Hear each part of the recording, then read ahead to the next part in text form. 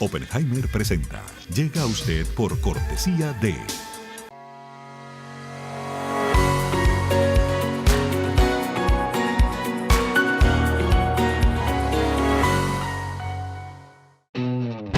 UAD es más que una universidad, es vivir una experiencia única de aprendizaje. Es tu tiempo de vivir. UAD Experience. ¿Por qué hay gente infeliz en todas partes? Las encuestas muestran que hay una ola de insatisfacción y un aumento de estrés, tristeza y frustración que recorre el mundo. En Cómo salir del pozo, el periodista Andrés Oppenheimer comparte novedosas estrategias para combatir la infelicidad. Con entrevistas a los máximos gurúes mundiales de la nueva ciencia de la felicidad, nos cuenta cómo los países, las empresas y las personas están usando la inteligencia artificial y la psicología positiva para aumentar su satisfacción de vida. Ya está a la venta en librerías y tiendas en línea.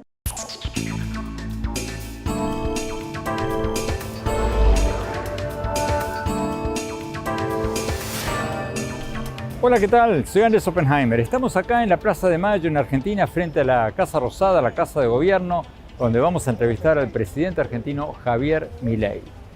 Le vamos a preguntar, vamos a ver si nos contesta, un poco de todo. Vamos a preguntarle, ahora que cumplió más de 100 días en el gobierno, cuáles son sus mayores logros y sus mayores equivocaciones desde que asumió el poder. ¿Qué piensa de Venezuela, de Colombia, de sus presidentes, del presidente de México, del Papa y otras cosas? Como si es cierto que duerme 3 horas por noche. Vamos a la entrevista. Presidente Javier Milei, muchísimas gracias por darnos esta entrevista. ¿Qué tal, Andrés? Un gusto enorme. Presidente, ya han pasado más de 100 días desde que asumió el mando. ¿Cuál diría usted que fue su mayor logro en estos más de 100 días y su mayor equivocación? Bueno, el mayor logro es haber evitado la hiperinflación. Cuando nosotros estábamos llegando al gobierno, la inflación en la primera semana de diciembre venía viajando a un ritmo del 3.700 anual. En los primeros 15 días aceleró a 7.500% anual. Para aquellos que dicen que esto es una elucubración teórica, la inflación mayorista del mes de diciembre fue del 54% mensual, que anualizado da 17.000 anual. Y ese era el contexto donde nosotros llegamos. Básicamente enfrentábamos déficits gemelos por 17 puntos del PBI. De esos 17 puntos, 15 eran explicados por el déficit fiscal, donde 5 correspondían al Tesoro y 10 al Banco Central. Además, el gobierno anterior había financiado con emisión monetaria de manera directa o indirecta por 13 puntos del PBI cuando la base monetaria de Argentina es de 2,6, o sea, había plantado una multiplicación de la cantidad de dinero de 5 veces. No solo eso, sino que el balance del Banco Central, que estaba quebrado y que básicamente tenía una relación de 3-1 de pasivos monetarios remunerados respecto a la base, los habían pasado todos a un día, con lo cual podíamos haber cuadruplicado la cantidad de dinero en un día. Y en ese contexto nosotros encaramos un ajuste fiscal muy fuerte. Nosotros pensábamos alcanzar el déficit cero para el año completo, 2024, y lo hicimos con tanta fuerza que lo alcanzamos en el primer mes del año. Eso implicó cortar con la emisión monetaria. Al cortar con la emisión monetaria... O sea, no emiten dinero. No emitimos dinero. Es más, de hecho, si usted toma hoy la base monetaria, es prácticamente la misma que tuvimos al inicio de la gestión, y eso que compramos dólares por el equivalente de 11.000 millones de dólares, tuvimos que pagar los puts que dejó el gobierno anterior, hubo que pagar los pasivos remunerados, y a pesar de eso, la contracción que hicimos con el BOPREAL y la comprensión que hicimos con el resultado fiscal hizo que la cantidad de dinero quede constante. O sea, esto es verdaderamente muy fuerte. Y la inflación del mes de diciembre, ya en la tercera semana, acumulaba en esas 3 semanas un 30% de suba. Por eso yo recuerdo que me habían hecho una nota y dije, si queda en 30 es un golazo, porque significa que la cuarta semana ya habían dejado de crecer los precios. Terminó dando 25, en enero dio 20, en febrero dio 13, pero cuando usted limpia los efectos del arrastre estadístico y cuando limpia los aumentos de una vez para siempre, de tarifas y, por ejemplo, prepagas que estaban atrasadas, eso hace que la inflación esté en el orden del 7%. O sea, bajó del 30 al 7. Sí, pero veníamos viajando a velocidades de arriba del 50% mensual y lo llevamos a ese número. Por lo tanto, nosotros en esto seguimos trabajando muy fuertemente. Nosotros estimamos que marzo es un mes difícil, muy difícil por la cuestión de la estacionalidad, pero que en algún momento la tasa de inflación se va a derrumbar del mismo modo que se derrumbó el dólar. En un momento el dólar alcanzó los 1.300 pesos y hoy está en 1.000. De hecho, en el medio hemos bajado la tasa de interés en varias oportunidades y aún así el Banco Central no para de comprar dólares y el dólar sigue sin moverse. Es más, si usted toma el tipo de cambio oficial con el impuesto país, no hay brecha. ¿A cuánto calcula usted que va a bajar la inflación en mayo, digamos? Nosotros no lo sabemos eso porque no hay forma seria de determinar ese número. Lo que nosotros sí tenemos claro es que nosotros vamos a seguir manteniendo esta tremenda fuerza en la política fiscal. Digamos, para nosotros el déficit cero es como el palo mayor para Ulises. Y además, digamos, la gente que trabaja conmigo está encargada de pegarle unos cuantos tiros a las sirenas que aparezcan, por decirlo de alguna manera. Por lo tanto, nosotros lo que hemos hecho es un mecanismo por el cual la emisión es cero y el ancla nominal de la economía justamente es la cantidad nominal de dinero, la cual no se mueve. Y eso va a hacer que tarde o temprano la tasa de inflación colapse. Presidente, la segunda parte de la pregunta. Mirando para atrás, ¿qué cosa hubiera hecho diferente sabiendo lo que usted sabe hoy? A ver, yo tengo, si yo tuviera que ver algún error, fue en haber ido a hablar con los gobernadores de una manera tan transparente y tan honesta. Porque nosotros cuando presentamos la ley bases, agregamos el capítulo fiscal básicamente para ayudarlos a resolver un problema. Y los gobernadores, en lugar de tomarlo como un gesto de buena voluntad, que es lo que era, lo tomaron como un signo de debilidad y se pusieron a trabajar sobre el capítulo 4 para destrozar las finanzas públicas y la verdad, digamos, romper el resultado fiscal y mandarnos a una hiper. Para mí, o sea, haber ido con tan buena fe, digo, probablemente fue un gran error, porque evidentemente esta gente no quería jugar limpio. Por lo tanto, nosotros en ese momento decidimos sacar el capítulo 4. Obviamente que el círculo rojo, que piensa en términos analógicos, mientras que nosotros la era digital ya nos quedó cortita. Entonces, ahí lo interpretaron como una derrota, que tuvimos que sacar el capítulo 4, y usted ahora ve la cantidad de problemas que están teniendo los gobernadores por no haber aceptado el capítulo 4, motivo por lo cual ahora ellos mismos piden una nueva ley bases que incluya el capítulo 4 para justamente arreglar lo que nosotros de origen le quisimos ayudar a arreglar y que ellos se abusaron y ahora entendieron cómo funciona. Pero digo, en el medio perdimos tiempo, ¿no? Usted en la campaña habló de dolarizar la economía o permitir una competencia de monedas para terminar con esta inflación histórica de la Argentina. ¿Es una meta realizable eso antes de las elecciones intermedias del año que viene? La realidad es que, bueno, nosotros estrictamente no hemos hablado de dolarización, nosotros hemos hablado siempre de competencia de monedas y en esa competencia de monedas es muy probable que si se llega a imponer una moneda, la moneda que se va a imponer por las preferencias de los argentinos es muy probable que sea el dólar. Por eso se habló de dolarización, pero en realidad nosotros siempre hablamos de competencia de monedas. Porque supongamos que nosotros estamos en el negocio petrolero. ¿Por qué vamos a usar dólares? Trabajemos con el WTI. O está usted en el negocio del gas, trabaja con el BTU. O usted tiene campos y hace soja, trabajamos con el precio de la soja en Chicago.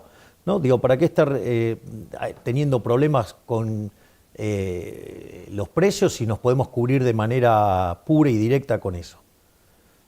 Entonces, lo que nosotros sí tenemos en mente es terminar con el Banco Central, que es un mecanismo de estafa.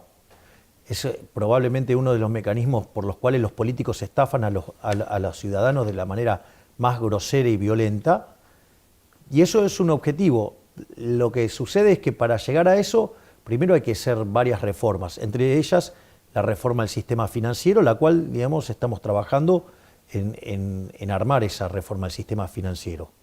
¿Pero es una meta realizable antes de las elecciones del año que viene? No creo que lleguemos para las elecciones del año que viene, pero la meta como tal existe, porque una de las cosas que sucede es que nosotros podemos hacer todas las reformas que sean, pero si usted deja vivo el Banco Central, los delincuentes de la política tarde o temprano van a querer usarlo para estafar a la población.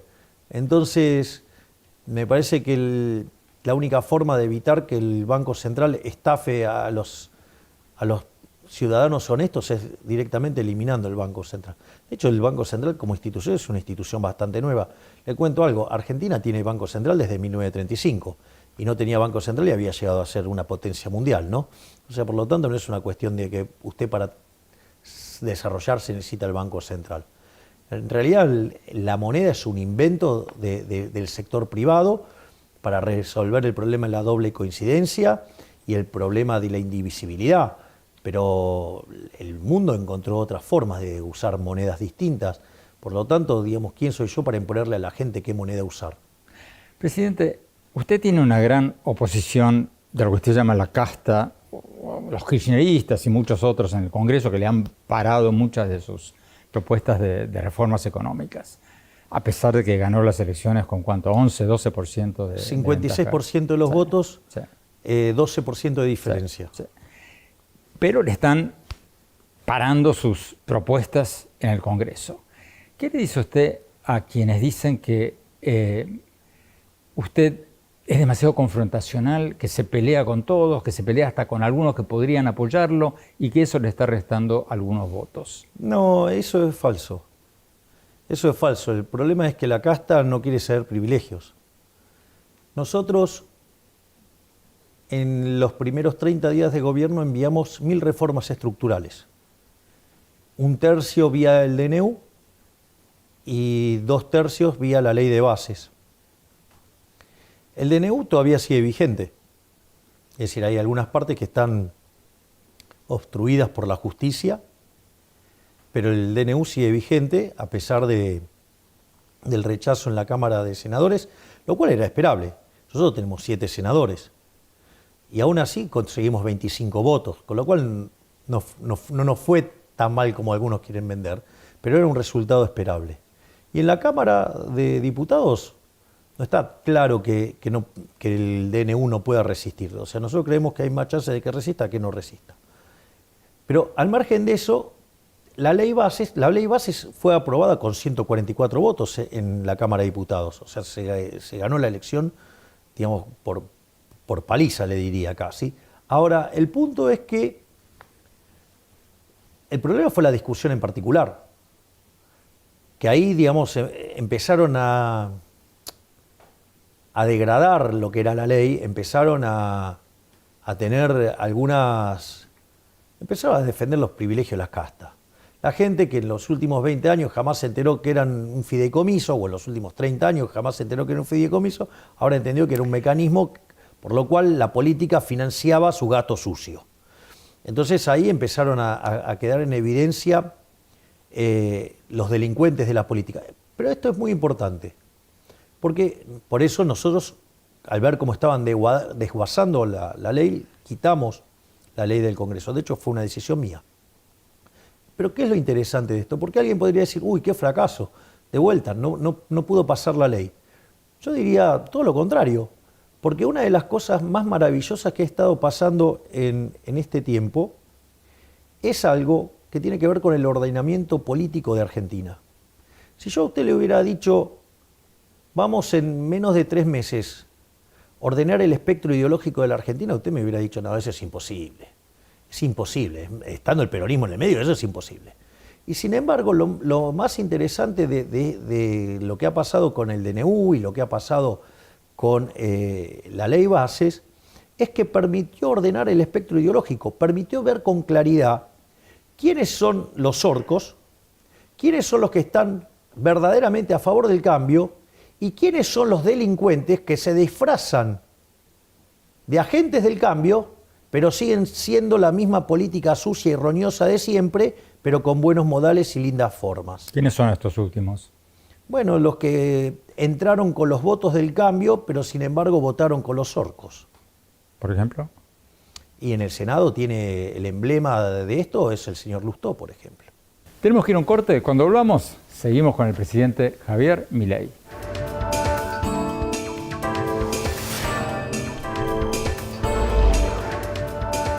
Gracias por seguir con nosotros. Seguimos en la Casa Rosada de Argentina con el presidente Javier Milei. Presidente, hablando de las fuerzas de seguridad y del ejército, un rumor recorriendo el internet es que usted estaría planeando un indulto para militares. Falso. Falso. Ok. Próximo. No, digamos, nosotros estamos acostumbrados a que hagan correr mentiras sobre nosotros. Bueno, de hecho lo padecimos. Usted está hablando del indulto, ¿verdad?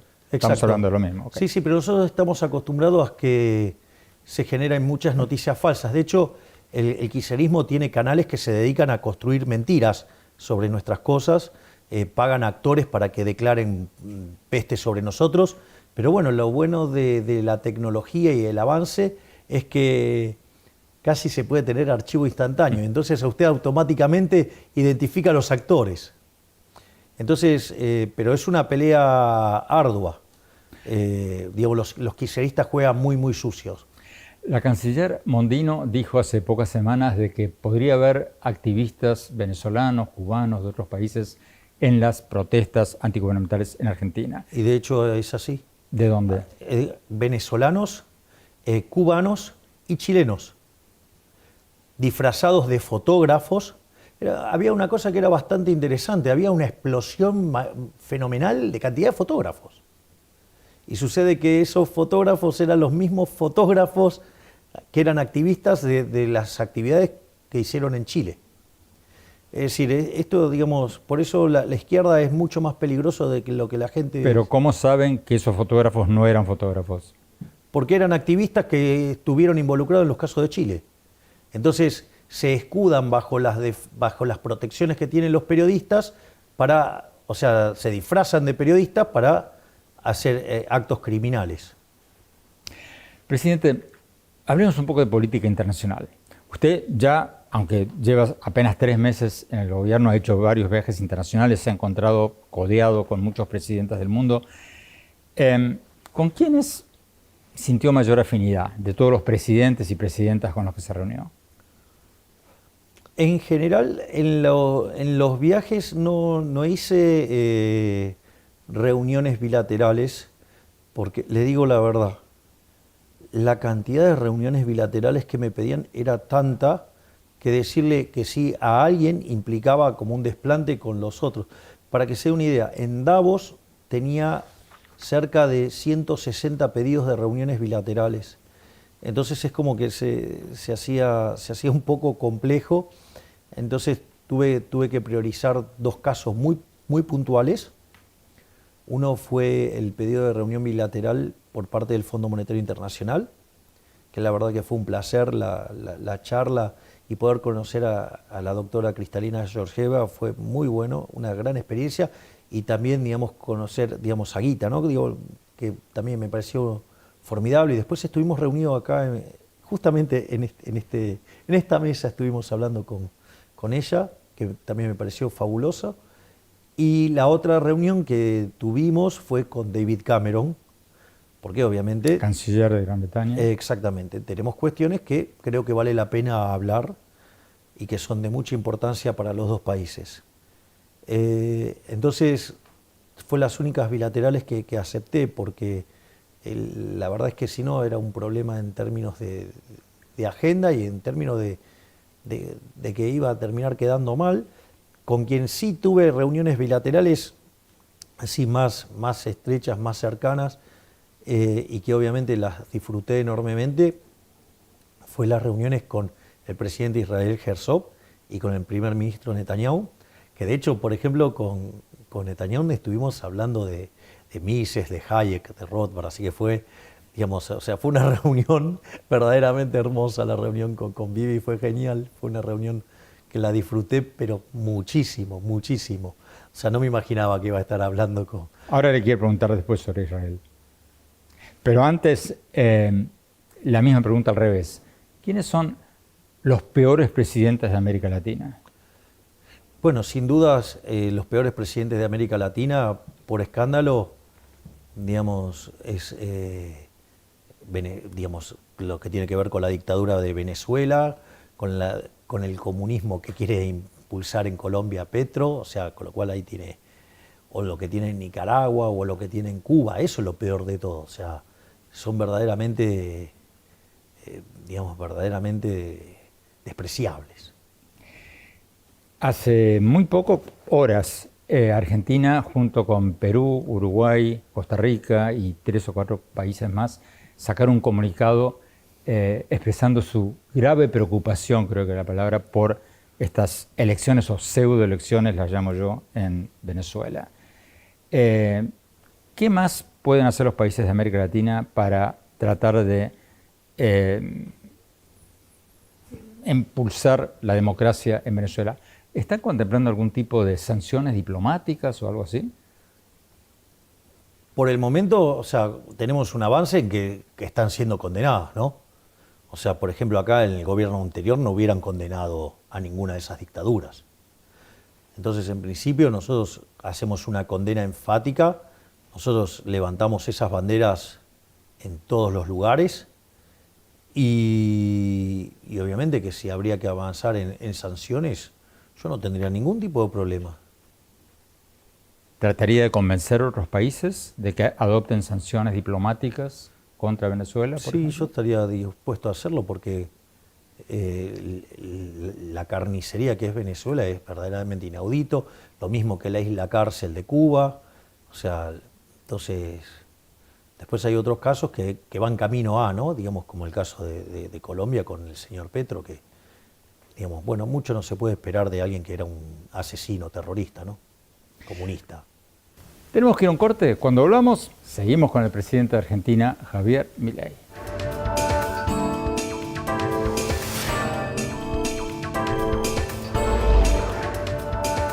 Seguimos desde la Casa Rosada en Argentina con el presidente Javier Milei. Presidente, México va a tener elecciones el 2 de junio. Tanto el presidente López Obrador como su candidata Claudia Sheinbaum han tenido palabras muy duras con usted. Es un halago.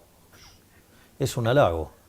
Digo, que un ignorante como López Obrador hable mal de mí, me enaltece. Y que la candidata oficial respaldada por el presidente López Obrador diga que usted representa un retroceso en Argentina. ¿Qué reacción le...? Bueno, digamos, hay que ver, porque si lo bueno era el kirchnerismo, yo le cuento que en la década del 90 Argentina tenía un salario promedio de $1.800, que puesto en moneda de hoy serían $3.000, y hoy el salario promedio en Argentina es de $600, estoy exagerando, es menos todavía. Quiere decir que el populismo que ellos tanto ponderan, el socialismo del siglo XXI, a los argentinos les costó 80% de sus ingresos y ha llevado la cantidad de pobres a más del 50%. Argentina tiene más de 10% de indigentes, es decir, el país que produce alimentos para 400 millones de seres humanos, con una presión fiscal en el campo del 70%, con lo cual el Estado se lleva el alimento de 280 millones de seres humanos. Hay 5 millones de argentinos que no le alcanza para comer.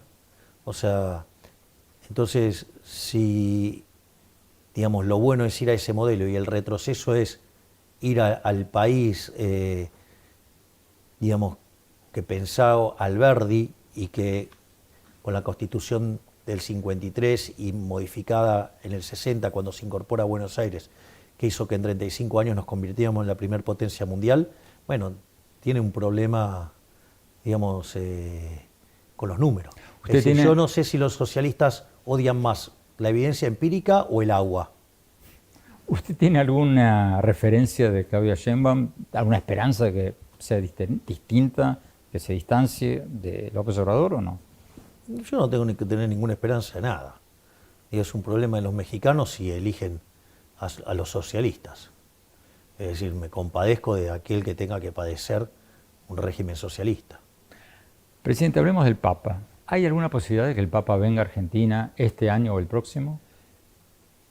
Yo tuve una muy linda reunión con el Papa. Estuvimos reunidos por 70 minutos, lo cual, digamos, agradezco enormemente que haya tenido la deferencia de darme tanto tiempo.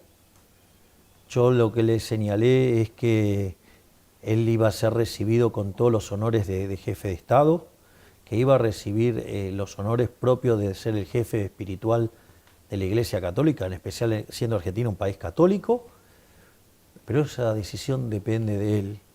Y además hay que tener en cuenta porque una visita de esas características para él va a tener una carga física muy importante y si bien yo me ofrecí a acompañarlo y estar a su lado, casi le diría casi como un bastón humano, pero implica una carga física que él es quien debe decidir tomar esa decisión de enfrentar tanta carga física.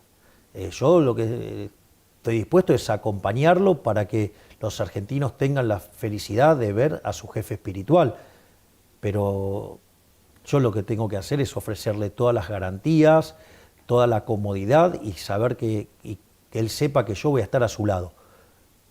Pero ya después la decisión queda en él, digo, porque él sabe cómo se siente y me parece que uno no tiene que estar presionándolo para una situación, digamos, que va a ser muy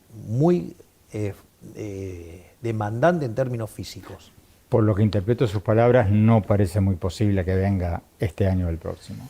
Yo no digo que no sea posible, Andrés. Lo que digo es, hay que entender el tiempo, el lugar, hay que entender varias cosas y cómo él se sienta. Esto es fundamental. Entonces, la verdad, estaría buenísimo que se sienta bien y venga. Yo lo que tengo que hacer es darle todas las posibilidades para que él se sienta de manera maravillosa. De vuelta, hasta estoy dispuesto a ser su bastón humano, por decirlo de alguna manera, para que tenga idea de cómo estoy dispuesto a acompañarlo. Pero no hay que presionarlo ni empujarlo. Hay que permitir que él haga la evaluación de costos-beneficios, de tomar una decisión de hacer un viaje tan largo y tan demandante, porque usted cómo cree que va a hacer que venga acá. Pobre hombre, lo van a saturar de todo, pobre hombre. Entonces hay que ser muy respetuoso de la decisión que él tome. Es decir, yo lo que tengo que hacer es darle todas las posibilidades para que él se sienta confortable y que él pueda elegir de la mejor manera. Tenemos que ir a un corte. Cuando volvamos, seguimos con el presidente de Argentina, Javier Milei.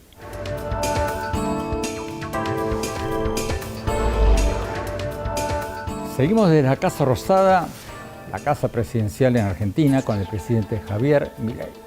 Presidente, usted se encontró recientemente con el expresidente Trump y le dijo que ha sido un gran presidente, sus palabras, y que espera que vuelva a ser un gran presidente. ¿No fue un error diplomático eso, considerando que el actual presidente se está presentando para su reelección y Trump se está presentando contra él? ¿No fue un error diplomático eso? No, eso no es un error diplomático. Es un error creer que es un error diplomático. A ver. Le hago una pregunta. ¿Usted dónde cree que ocurrió eso? En una conferencia del grupo conservador. ¿En qué lugar estrictamente de la Washington. conferencia? En Washington, ¿no? ¿Pero en qué lugar? Ahí me mató. Ah, ¿En qué lugar? Bueno, esto es muy importante. Porque eso ocurrió cuando él salía de su ponencia y yo iba camino a la mía y nos encontramos detrás del escenario. O sea, con lo cual eso, digamos, en términos protocolares no cuenta. Es algo, digo, fuera del protocolo. Es decir, sin embargo, digamos, más allá de eso, lo más importante es mi alineación con Estados Unidos, independientemente que esté en el gobierno los demócratas o los republicanos, más allá de mis preferencias. Digo, mis preferencias son públicas. ¿Su preferencia es que gane Trump? Mis preferencias siempre es, digamos, o sea, soy más afín a las ideas del Partido Republicano. Ese es el punto. Eso es cierto y eso es conocido. Pero mi prioridad es ser aliado de Estados Unidos. Es decir, mis aliados internacionales son Estados Unidos e Israel. Y en eso soy absolutamente consistente. Y por eso, digamos, nosotros tenemos excelentes relaciones con el gobierno de Biden. Pero hay gente del gobierno de Biden que está bastante molesta con esto. Bueno, la vida, o sea, también podría haber gente de los republicanos que esté tan molesto porque, digamos, estuve con Blinken 1 hora y media de reunión, ¿sí? Y no solo estuve con él, digamos, sino que participo en muchas actividades con el embajador Stanley. He sido recibido en la Casa Blanca sin haber asumido. Entonces, digo, no es que no tengo gestos, o sea, porque en realidad, como presidente de la Argentina, habiendo definido el lugar en el mundo donde quiero estar, mi aliado estratégico es Estados Unidos, estén los demócratas o estén los republicanos, más allá de mis preferencias. O sea, para pasar a otro tema, usted lo que está diciendo es que esto fue una cosa privada, Exacto. no oficial. Claro, es no oficial. Presidente, De hecho, si usted se fija, están las computadoras, todo lo que es detrás del escenario. Presidente, usted estuvo recientemente en Israel. ¿Qué opinión le merecen las declaraciones del presidente de Brasil, del presidente de Colombia y del presidente de Chile, de que de que la respuesta militar de Israel al ataque terrorista de Hamás es un genocidio? ¿Qué No estoy de opinión le acuerdo. merece? No estoy de acuerdo. Me parece condenable que hagan ese tipo de condenas. Una de las cosas que yo hice desde un primer momento fue repudiar el ataque terrorista del grupo terrorista Hamas. No solo eso, sino que además, obviamente manifesté mi solidaridad con Israel, y una de las cosas que sostuve desde el primer momento es avalar el derecho a la legítima defensa de Israel. Es decir, Israel recibió un ataque brutal y este tipo de cosas requieren respuestas ejemplificadoras. Y de hecho, Israel todo lo que está haciendo, lo está haciendo dentro de las reglas de juego. Es decir, Israel no está cometiendo ni un solo exceso. Es decir, pese a los excesos cometidos por los terroristas de Hamas. Entonces, lo que pasa es que ahí hay una posición ideológica. No casualmente usted me está nombrando a todos socialistas. Es decir, los socialistas tienen una doble vara. Si las dictaduras son socialistas, están bien. Las dictaduras están mal, sean de derecha, de izquierda, de lo que usted quiera, de arriba, de abajo, está mal. Ellos no. Si los dictadores son de ellos, están bien. Fíjese, el mejor ejemplo pasó recientemente, el 24 de marzo acá, ¿no? Digo, la señora Estela Carlotto fue en el acto donde se repudia el golpe de Estado del 76, pero al mismo tiempo pidió que se me voltee con un golpe de Estado a mí. Es decir, en realidad, digamos, para ellos, o sea, son muy democráticos cuando ellos están en el poder, cuando ellos están y cometen excesos no se condenan. Es decir, y cuando usted dice algo que no es lo que ellos piensan, lo tratan de violento. Son verdaderamente dictadores, son totalitarios. Es decir, entonces, la izquierda, en sus distintas versiones, es el cáncer de la humanidad. Pero, presidente, usted no está poniendo todos en la misma bolsa, porque le doy un ejemplo. Yo coincido con usted, Maduro es un dictador, Díaz-Canel es un dictador, pero ya cuando hablamos de Petro, de Lula, son presidentes que nos pueden o no gustar, pero son electos democráticamente. Bueno, sí, obvio. Son electos democráticamente y mire cómo gobiernan las cosas que hacen, a ver si respetan las libertades individuales o cada día avanzan más sobre los individuos. hacia soluciones más colectivistas, porque eso es lo que hay que mirar. Y cuando usted mira eso, ve que cada vez avanza más en la intervención, el estado presente, y eso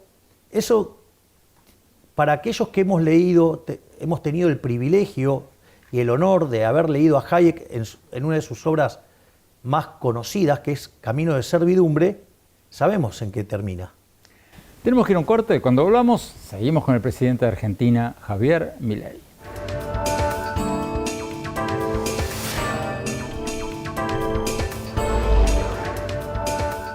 Seguimos desde la Casa Rosada de Argentina, la Casa Presidencial, con el presidente Javier Milei. Usted debe tener el trabajo más estresante de la Argentina. ¿Qué hace para relajarse? O sea, ¿hace yoga, hace algo? No, trabajo. No, pero no hace algo, ejercicio, yoga. No, soy adicto al trabajo. O sea, digo, para un adicto al trabajo esto está buenísimo.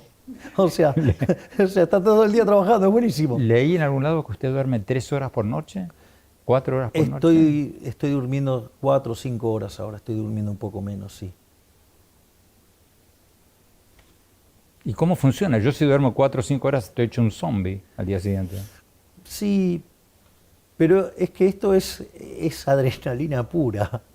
Entonces es como que no sé, no me sale, digamos, no es que digo, estoy durmiendo eso naturalmente. Así es que me levanto y en general lo que hago es me subo al carrito de golf, más bien me levanto, me voy a ver a mis hijitos de 4 patas. ¿Sus perros? Sí, a Conan, Murray, Milton, Robert y Lucas, que están en una parte de la quinta, estoy con ellos aproximadamente 1 hora y ya después vuelvo, me baño y me pongo a trabajar. Entonces, esa es su forma de relajarse. Bueno, entonces esa es mi forma de relajarme. Leí en algún lado que tiene que estar con 1 por vez porque si está con los 4 se pelean o algo así. Con 5. 5. Son 5. Conan, Murray, Milton, Robert y Lucas.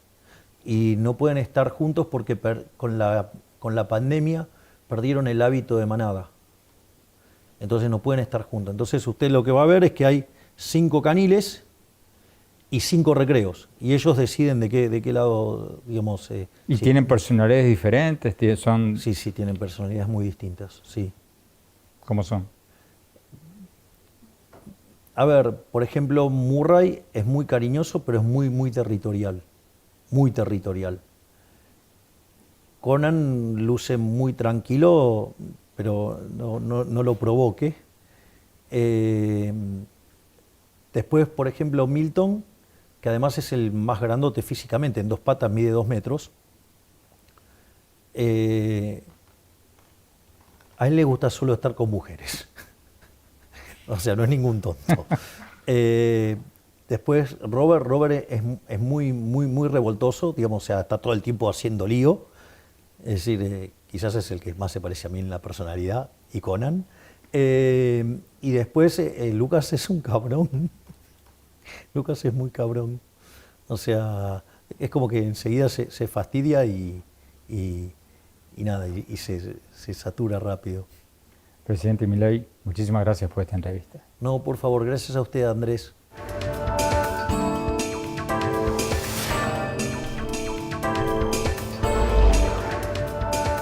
Bueno, una entrevista con muchísimos titulares. Nos quedamos cortos de tiempo, porque la entrevista fue más larga de lo que dura nuestro programa. La vamos a seguir la semana que viene en Oppenheimer Presenta por CNN.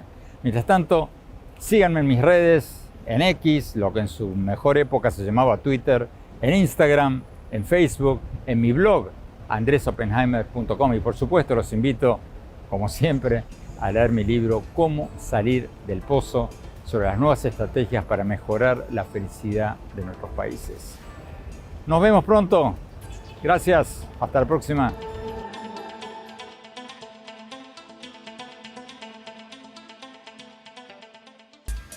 Oppenheimer presenta. Llega a usted por cortesía de...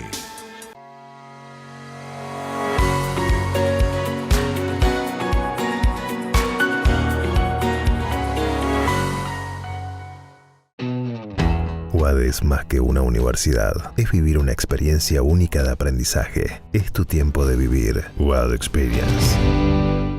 ¿Por qué hay gente infeliz en todas partes? Las encuestas muestran que hay una ola de insatisfacción y un aumento de estrés, tristeza y frustración que recorre el mundo. En Cómo salir del pozo, el periodista Andrés Oppenheimer comparte novedosas estrategias para combatir la infelicidad. Con entrevistas a los máximos gurúes mundiales de la nueva ciencia de la felicidad, nos cuenta cómo los países, las empresas y las personas están usando la inteligencia artificial y la psicología positiva para aumentar su satisfacción de vida. Ya está a la venta en librerías y tiendas en línea.